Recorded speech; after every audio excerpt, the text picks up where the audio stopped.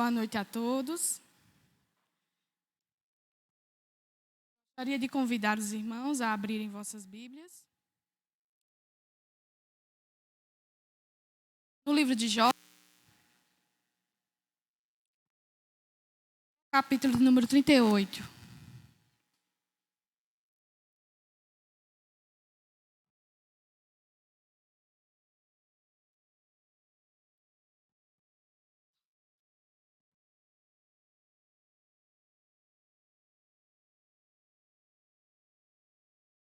Amém?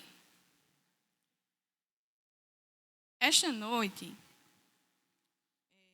eu gostaria de tratar do assunto que é decorrente do capítulo 38, capítulo 39, capítulo 40 e capítulo 41. Eu sei, eu falo demais. Eu sei, eu vou cumprir o tempo, se assim o Senhor me permitir. Mas eu gostaria de tratar acerca da revelação da grandeza do nosso Deus. Quando nós falamos, estudamos ou prestamos atenção na história de Jó, nós somos automaticamente voltados a prestar atenção na vida de Jó. Nós somos automaticamente levados a entender o processo que Jó passou, enfrentou, sofreu, para que no final a vontade de Deus se cumprisse na vida de Jó. Nós entendemos que Jó passou por um processo, a própria palavra e o próprio Deus dá testemunho do caráter, da retidão, do ser que Jó era. E o próprio Deus incita a Satanás a olhar para Jó. E quando nós atentamos para essa realidade, para essa mensagem, aí nós voltamos a nossa atenção para o sofrimento que Jó, a partir de então, começou a experimentar. E existem muitas histórias, existem muitos estudos e ensinos acerca desse sofrimento. Por que o justo sofre? Por que Deus permite que o seu filho sofra? Será porque Deus é injusto? Ou Deus é egoísta? Ou é porque Deus quer a todo custo mostrar a sua glória perante os homens? E para isso se faz necessário que o justo sofra. E nós muitas vezes deixamos de lado, deixamos de contemplar o lado de Deus. O propósito de Deus no sofrimento de um justo. Todos conhecem a história de Jó, acredito que aqui já leu, ou pelo menos um versículo tem acerca desse conhecimento sobre esta pessoa. Mas Jó foi um homem real, que viveu numa geografia real e num tempo real. Ele não é um mito, não é apenas uma história, não é algo fictício, não é uma obra fictícia, mas ele foi o homem mais piedoso de sua geração e o mais rico do Oriente. Ele tinha bens, famílias, tinha amigos. E Satanás insinuou que Jó servia a Deus por interesse e que Deus precisava suborná-lo. Porque as bênçãos que Deus concedia a Jó, naturalmente fariam com que Jó adorasse a Deus. Mas Satanás insinua que Jó agia desta forma porque eram as bênçãos de Deus que o levavam a adorar a Deus. Deus não era exaltado ou glorificado na vida de Jó por outra situação a não ser pelo ser de Deus, mas é porque Deus abençoava Jó de tal maneira que a única coisa que ele deveria ser ou ter no seu coração era uma gratidão, uma real gratidão por tudo que tens feito, por tudo que Deus deu, por tudo que Deus fez com que ele alcançasse por obra de suas mãos. Então, naturalmente, Jó o adoraria. Deus permite então a Satanás tocar nos seus bens, na sua família e na sua saúde. Ele sofreu 5 golpes dramáticos em sua vida. Ele perdeu seus bens, todos os seus bens. Ele enterrou seus filhos, os 10 filhos que ele tinha, ele enterrou. Ele sofreu com a sua saúde, ele foi acometido de uma enfermidade. Sua mulher recomendou que ele amaldiçoasse a Deus e morresse. E como se isso ainda não fosse o bastante, seus amigos que vieram para consolar, acabaram trazendo para ele mais pesar, mais dano, fazendo com que ele reconhecesse a sua falta de integridade e desistisse de Deus. A despeito do sofrimento que Jó sofreu, em todas as coisas ele permaneceu íntegro, não blasfemou contra o Senhor. Mas, diante de tanto infortúnio que ele passou, nós podemos observar que a partir do capítulo 3, ele começa a questionar a sua vida, ele começa a se perguntar o porquê daquele sofrimento todo, e ele começa a querer se justificar diante de Deus. Ele tenta, diante da sua interpretação no sofrimento em que ele sofreu, aquela dor que ele passava, e que só ele era capaz de expressar a dor que ele estava sentindo, ele começa a se questionar. Por quê? Por que eu estou sofrendo? Por que estou passando por isso? E ele tenta, numa forma desesperada, tentar se justificar. E ele espera que Deus atenda os seus questionamentos. Por 37 capítulos, Deus deixa Jó falar. E Jó se questiona. Jó se queixa, ele pergunta e ele tenta se auto-justificar perante Deus, dizendo para que Deus mostrasse para ele o motivo do seu sofrimento, porque ele não entendia porque sofreu daquele jeito, porque ele estava sofrendo tanto daquela maneira. Jó falou bastante sobre Deus, questionou muito a Deus. Jó pediu várias vezes para que Deus viesse e mostrasse o motivo do seu sofrimento. Ele pediu para que o Senhor viesse e ouvisse e atendesse a sua causa. Pediu várias oportunidades de dizer para Deus que aquele tipo de sofrimento que ele estava passando não era justo. Porque as obras de suas mãos revelavam que havia uma injustiça naquele sofrimento todo. E ele pergunta várias vezes, por quê? Por quê? Por quê? Aí Deus aparece. Após 37 capítulos, após os amigos de Jó falarem, tentarem justificar o motivo, a causa e o sofrimento de Jó, após Jó levantar a sua voz e questionar a Deus o motivo dos seus sofrimentos, Deus aparece. E é aqui que entra o capítulo que nós vamos meditar, mesmo que de uma forma resumida, acerca da grandeza do nosso Deus. O capítulo 38 começa dizendo assim: depois disto, o Senhor, do meio de um redemoinho, respondeu a Jó: quem é este que escurece os meus desígnios com palavras sem conhecimento? Cinge, pois, os lombos como homem, pois eu te perguntarei, e tu me farás saber. Deus aparece, ele se manifesta diante de Jó. E como Deus é Deus, ele se apresenta da forma como ele bem apraz. E uma das formas que Deus costumeiramente se apresenta aos homens no Antigo Testamento é na forma de uma manifestação natural. Nós temos o relato da sarça ardente, da forma como Deus se apresenta para Moisés, lá no deserto. E aqui nós temos Deus se apresentando a Jó no meio de um redemoinho. É um meio natural, mas que tem um elemento sobrenatural. Por quê? Se você já viu aqueles redemoinhos que passam de vez em quando nas nossas casas, que traz toda a terra da rua para dentro da nossa casa, né?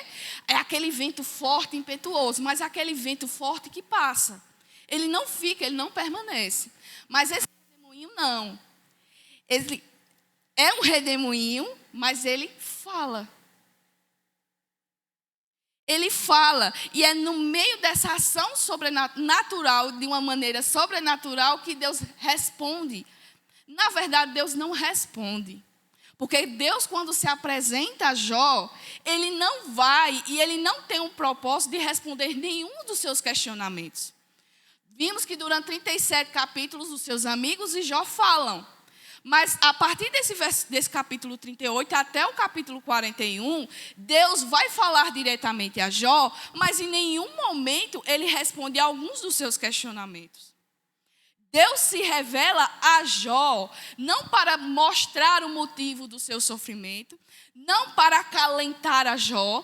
Ele não vem e se apresenta a Jó para oferecer um ombro amigo, mas ele vem e se apresenta a Jó para que Jó reconheça quem ele é. Ele é um Deus grande, soberano, excelso, criador dos céus e da terra. E é desta forma que Deus se apresenta a Jó, e desta forma que Deus se apresenta para nós nesta noite. Eu não sei se você está aqui passando por uma situação difícil, mas me diga qual o crente que não sofre. Diga qual é o justo que não sofre nessa terra. Talvez alguns em pouca intensidade, é porque a gente tem essa mania de querer dimensionar a dor do outro. Mas talvez alguns sofrem com menos intensidade que outros estejam passando pelo sofrimento. Muitas vezes, no meio desse sofrimento, a nossa primeira intenção, o nosso primeiro questionamento é direcionado a Deus. Por quê, Senhor? Por que estou passando por essa luta? Não é assim? Da mesma forma, Jó entendeu assim. Porque se ele, onde a própria palavra, onde o próprio Deus dá testemunho da sua integridade, da sua retidade, da sua justiça, dos seus atos, das suas obras, então, diante de todo aquele sofrimento que ele estava passando, ele começa a se questionar. Por quê? Por quê? E Deus aparece a Jó, e ele já apresenta, logo de início na sua fala, ele já apresenta duas falhas que Jó apresenta, e que Deus vai revelar a Jó, que ele, nesse momento, não pensou bem. Versículo 2, quem é este que escurece os meus desígnios com palavras sem conhecimento? Nós temos aqui duas queixas que o Senhor tem contra Jó. O problema de Deus com Jó era que Jó negava os planos de Deus. Quem é este que escurece os meus desígnios? O problema de Jó ao longo do livro era que Jó negava os planos de Deus sobre a sua vida. O sofrimento de Jó levou Jó a entender que aquela situação não era Deus que estava agindo. Aquela situação era uma situação totalmente diferente, inoportuna, e parece que Deus estava distante. Deus não estava atentando para o sofrimento dele, que era justo e reto. Daquele da qual as suas obras e suas ações davam testemunho dos seus atos. De que era um homem que temia a Deus. Então, Deus, quando se apresenta a Jó, ele já apresenta mostrando a falha de Jó. Quem é este que escurece os meus desígnios? Quem é este que não conhece quem eu sou? Que não conhece a minha capacidade? Que não conhece que eu que sou e quem controlo e rejo todas as coisas? A segunda queixa que Deus tem contra Jó é que as palavras de Jó eram baseadas naquilo que ele não sabia. Porque Deus vai dizer assim, quem é este que escurece os meus desígnios, que não que tapa a visão do meu plano para a vida dele, e que com palavras sem conhecimento. Ele apenas não nega os planos de Deus, mas ele fala de coisas que ele não entende. E muitas vezes isso acontece conosco. Quando nós estamos sofrendo, parece que nós perdemos aquela capacidade de tudo aquilo que nós lemos na palavra, de tudo aquilo que nós ouvimos, de tudo aquilo que nós estudamos e bem sabemos com o nosso próprio entendimento quem Deus é. Mas parece que diante do sofrimento, a gente esquece. A verdade, o caráter, a justiça, a bondade, a misericórdia, a fidelidade, o amor de Deus parece que some da nossa memória, do nosso coração, do nosso entendimento. E tudo que a gente só consegue ver, enxergar, tocar é o nosso próprio sofrimento. E Deus chama a atenção de Jó aqui. Quem é este que escurece os meus desígnios e com palavras sem conhecimento, Jó tenta negar os planos de Deus, tenta obscurecer os planos de Deus, e ele faz, não porque era mais esperto do que Deus, ele faz porque ele sabia muito pouco de quem Deus era. Meus irmãos, uma realidade que pode parecer cruel para vocês, mas a gente pode estudar a Bíblia, todas as teologias necessárias que existem acerca do estudo teológico da palavra do Senhor. Nós podemos conhecer cristologia, nós podemos conhecer a história da igreja, ética, panorama do Antigo Testamento, do Novo Testamento, mas se essa verdade não ocupar a nossa mente e o nosso coração, ela é vã. Sabe por quê? Porque quando chega a adversidade, quando chega o dia mau, sabe o que vai nos sustentar? É a certeza daquilo que Deus fala. E nós só vamos ter essa certeza quando a sua palavra estiver firmada em nosso coração. Ela não será como aquele que fundamentou a sua casa sobre a areia. Que quando vem a tempestade, vai e leva. Mas ela é fundamentada sobre a rocha. Aquela que permanece. Aquela que diante de qualquer tribulação, diante de qualquer tempestade, maremoto, vendaval, tufão, o que for, ela vai permanecer. Mesmo que doa. Mesmo que a casa fique só mole.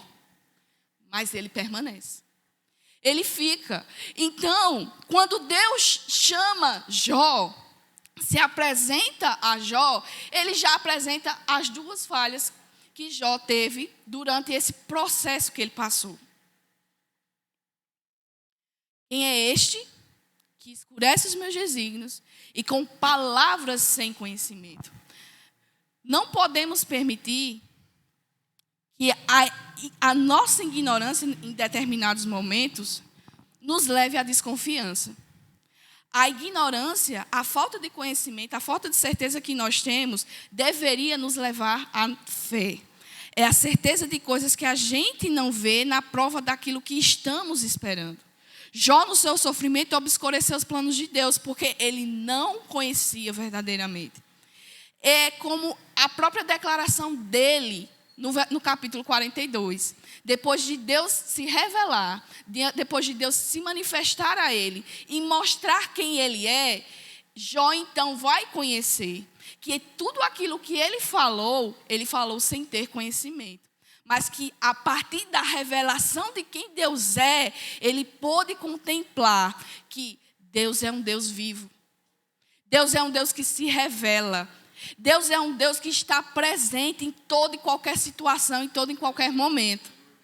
Deus é um Deus que permanece, não é um Deus que vem, lança você e depois vai embora, mas Ele está conosco todos os dias. Esta revelação que nós precisamos ter, e é esta revelação que Deus quer que Jó tenha. Então, quando ele aparece, ele não responde os questionamentos de Jó. Ele vai revelar a ele mesmo para Jó. Sabe do que você precisa, Jó?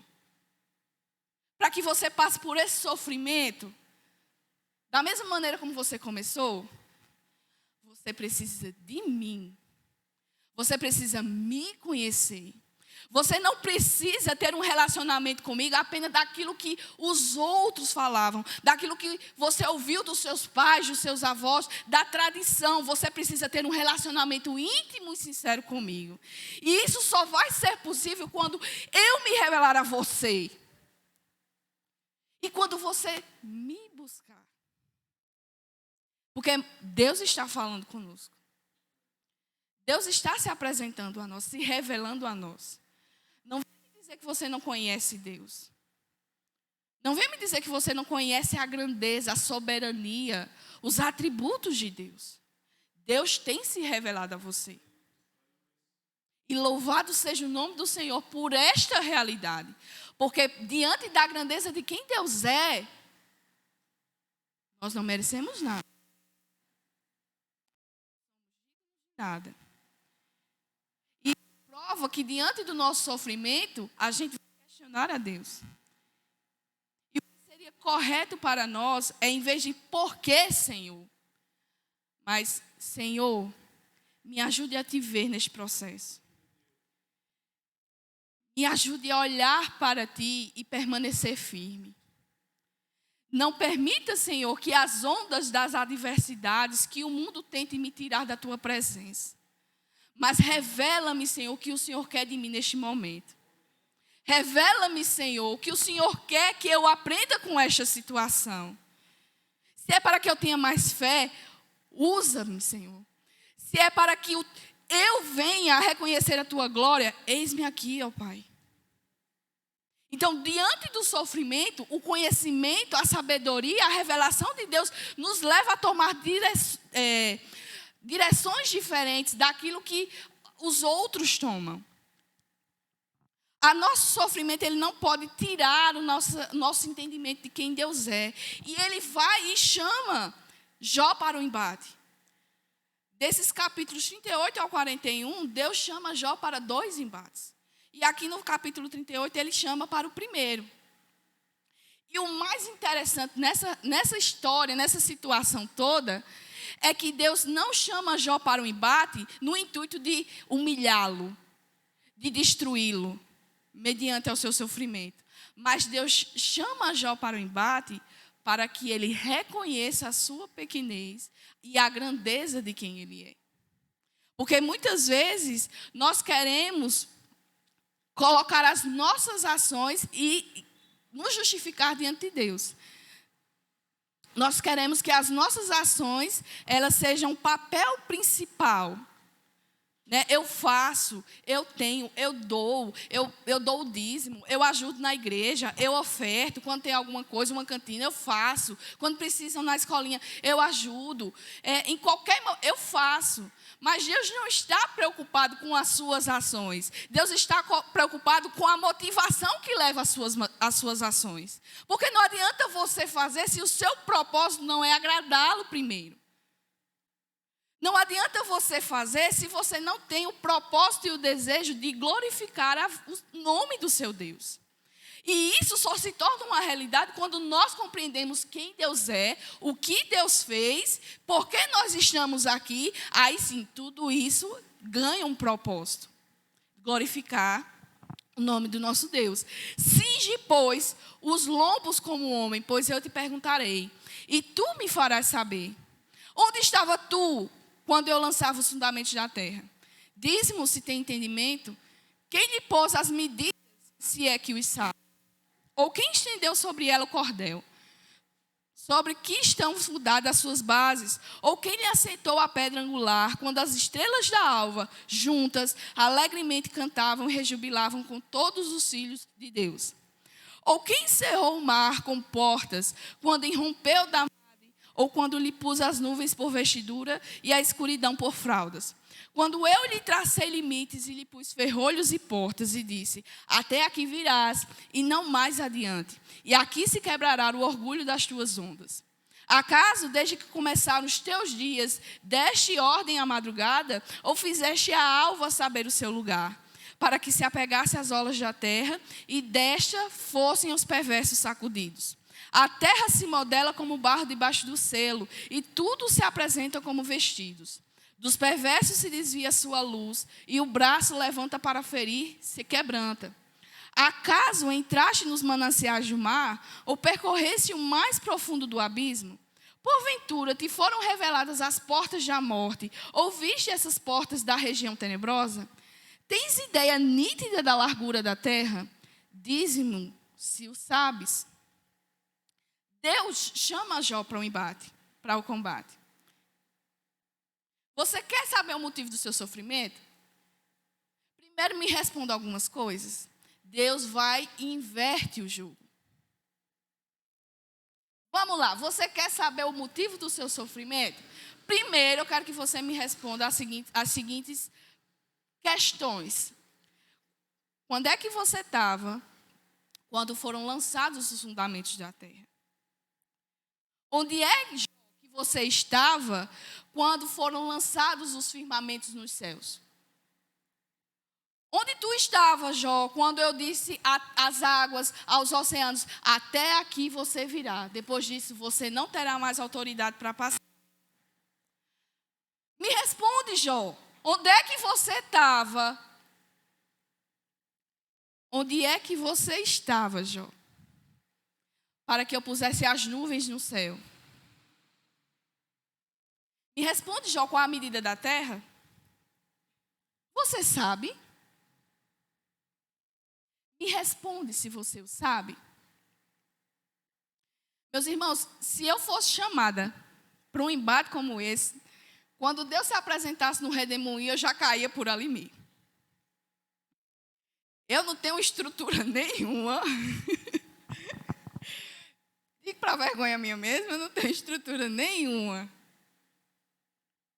para questionar a Deus e Deus vir me responder.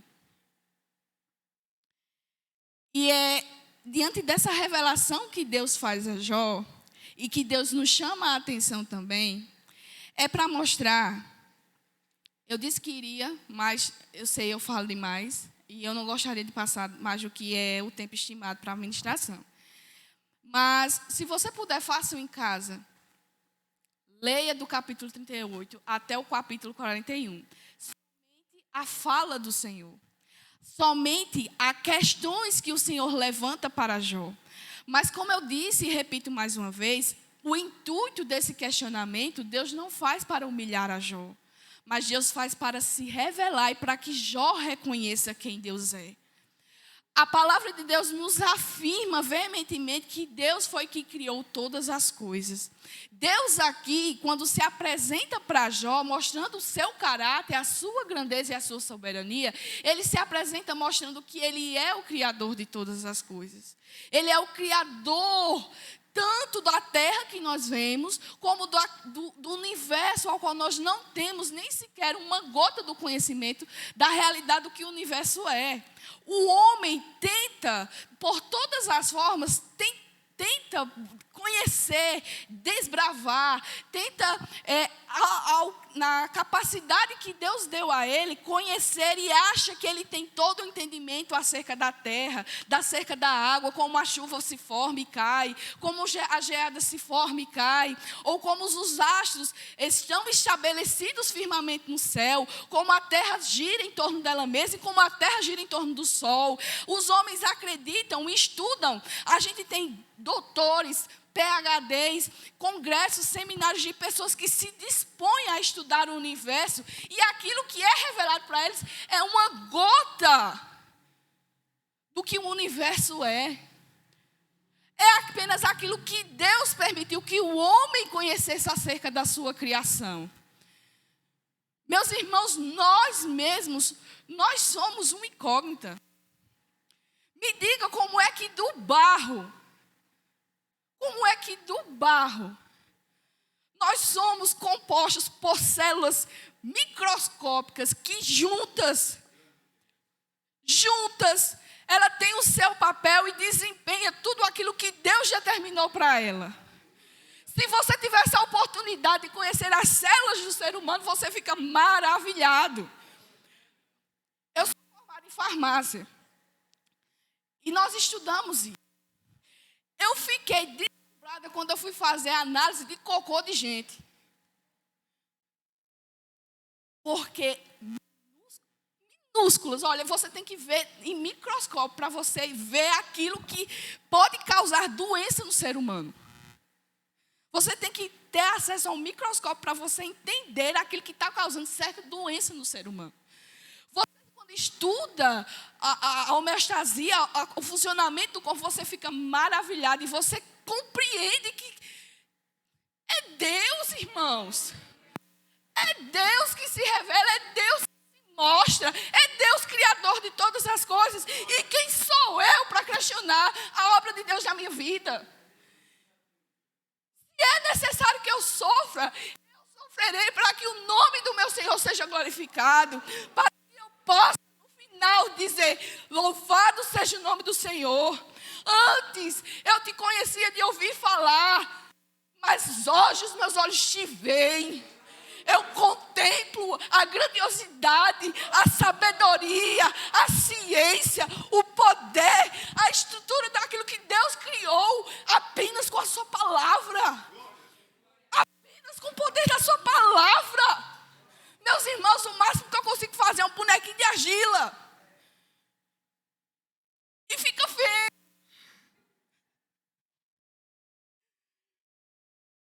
Fica feio. Fica troncho. E Deus, pela sua capacidade, Deus como soberano, Deus como o Senhor é grande, como o Senhor é grande, revela-te a nós, Senhor. Abre o nosso entendimento para que possamos te compreender a tua verdade e saber que todos os teus planos são de paz para nós.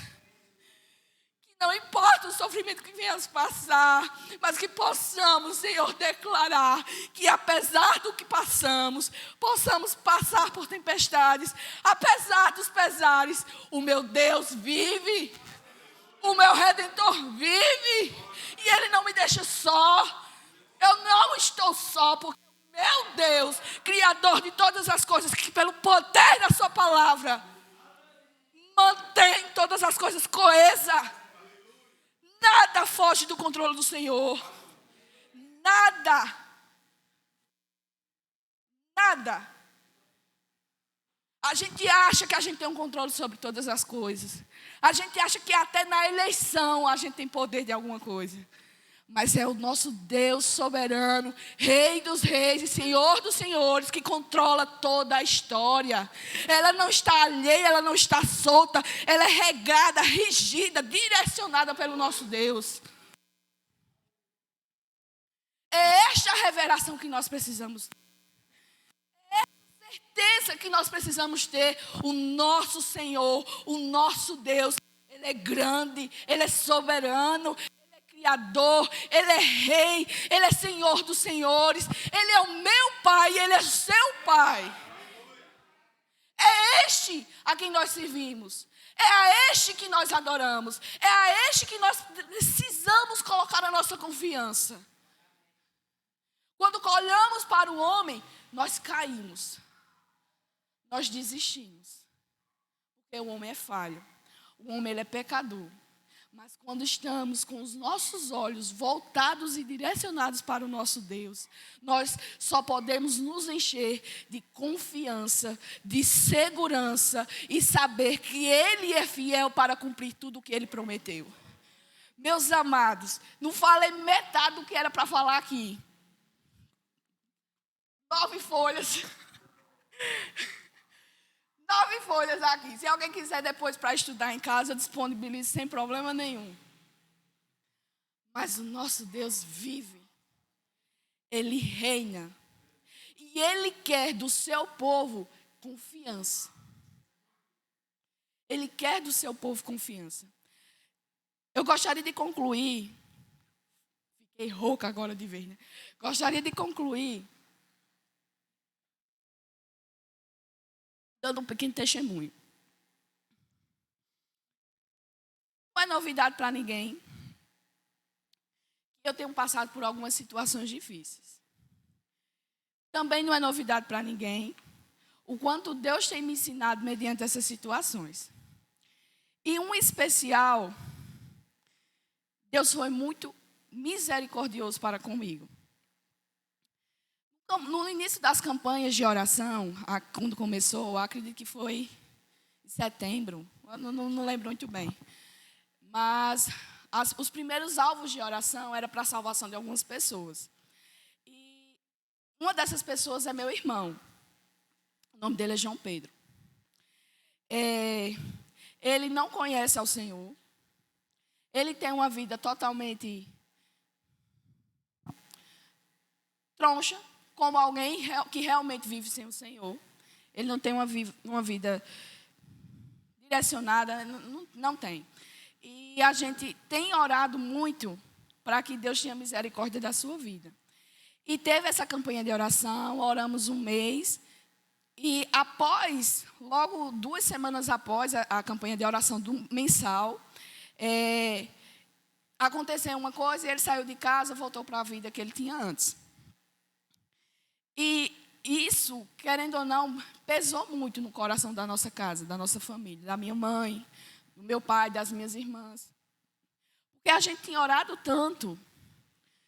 E eu creio que Deus ouve a nossa oração. Eu creio e eu sei, hoje eu sei. Posso dizer que eu sei, porque vocês vão entender por quê. Eu sei que Deus é soberano.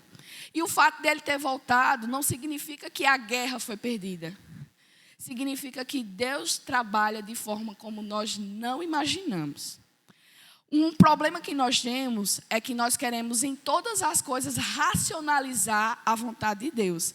E muitas vezes nós queremos dizer a Deus como Ele deve agir. Olha só a nossa arrogância. Um Deus que criou todas as coisas, que mantém tudo perfeito, e a gente se acha que a gente tem a moral de dizer a Deus, Deus, é assim. A gente acha que sabe os caminhos e os propósitos do Senhor. Aí Deus vai, quebra nossas pernas e diz, se humilha aí, porque você não sabe de nada. E quando isso aconteceu, eu fui conversar com um irmão. Na verdade, é o meu amigo. Fui conversar com ele e dizer o que tinha acontecido. Fui desabafar, na verdade, porque às vezes você precisa do irmão. E alguém que possa ouvir sem questionar, ou de julgar a sua dor, e até mesmo de direcionar o seu pensamento, porque no sofrimento, muitas vezes, a gente se perde.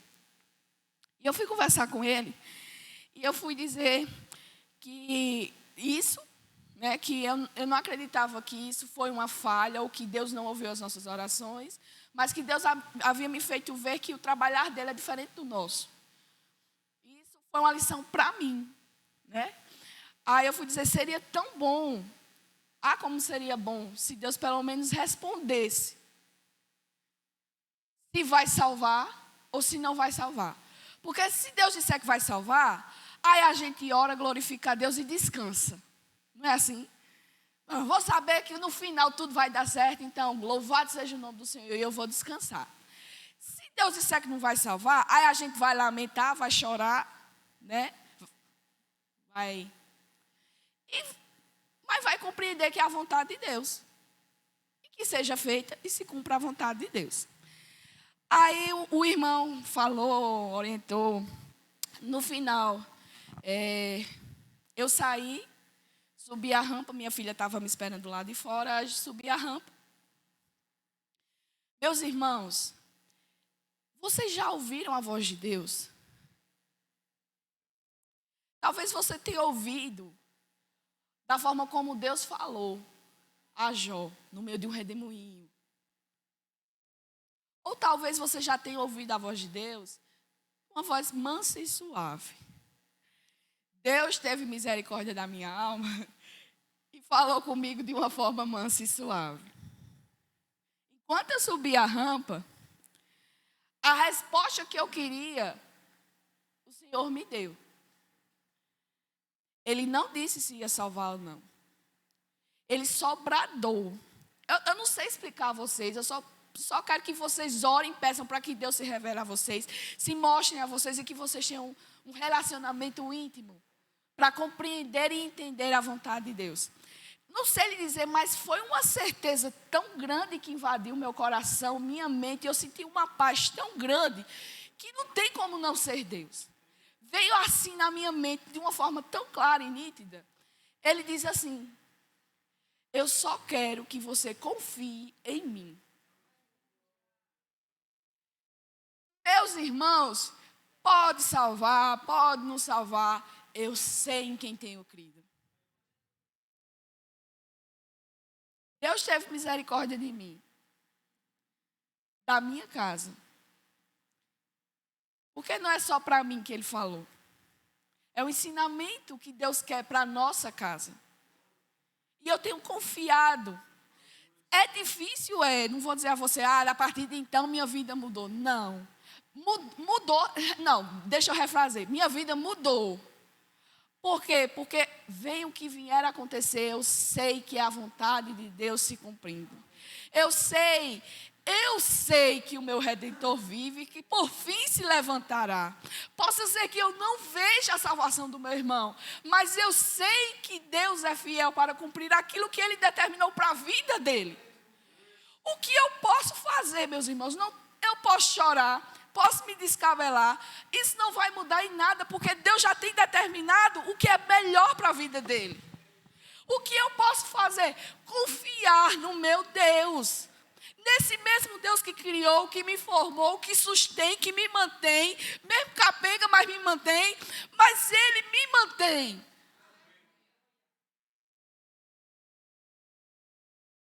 E eu sei que Ele tem mantido a vida dele também. Então, o que é que eu posso fazer, meus irmãos? Se o Senhor me falou, quem sou eu, doida para contrariar? De forma alguma. Saiam daqui, independente do que você esteja passando, com a confiança de que o meu Deus é um Deus fiel, é um Deus justo, é um Deus que ama. Olhe, nunca duvide do amor de Deus, porque se Ele deu o seu próprio filho para morrer em meu lugar, meus irmãos, não existe amor, outro tipo de amor não. Não existe outro tipo de amor. O homem pode tentar, ou até dizer que me ama, mas o verdadeiro amor eu só provo, desfruto. Eu só tenho prazer e alegria, o amor do meu Senhor. Então descansa. Assim como o Senhor falou comigo, eu só quero que você confie em mim. É o chamado para nós hoje. Diante da grandeza de Deus, quem somos nós para duvidar dos planos que Deus tem para nós? Quem somos nós para dizer a Deus como agir? Nós não somos nada. Nós não temos nada. Até o ar que nós respiramos é o Senhor que concede. Então, confie em Deus. Mediante em quem Ele é. Não no que você sabe, mas em quem Ele é. Amém?